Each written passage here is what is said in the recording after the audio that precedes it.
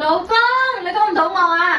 嗱，佢咁樣問咧，就係問證明佢肚餓啦。唔理你餓唔餓，你都一定要講你肚餓啦。老婆，我早就肚餓啦，我就等你搞掂，我哋就一齊出去食啦。咁你想食咩啊？嗱，佢咁樣問你咧，你千祈唔好講你想食咩，因為你食咩係唔重要㗎。佢想食咩先係最重要嘅。咁我俾個機會你啊，你估下我今日想食咩啊？你係咪想食烤魚啫？嗱，好啦，今日中午食咩？佢已經幫你定好啦，但係一定要落實。哎呀，老婆，你真係好犀利啊！連我想食咩都諗到啦，我都係想去食烤魚啊！咁又你估下，我想去邊間度食啊？你係咪想食上個星期我哋食嘅嗰間啊？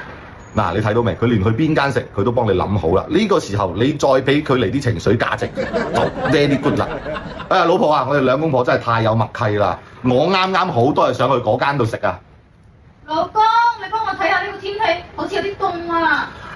嗱，呢個時候佢講明佢想食，又唔想出去，仲唔想喐。呢個時候你必須俾佢一個台階落。老婆，一唔係咁啦，我哋點外賣啦。啱好又有啲券喺度，仲未過期，係嘛？跟住我再點多2個菜喺屋企食啊，又方便啦，係嘛？咁好啦，你話點就點啦。咁呢個時候咧，你再俾佢嚟啲存在感。我準備落單啦，你仲要飲咩？我想飲可樂啊！嗱，睇到未啊，兄弟們，夫妻相處係有學問㗎。老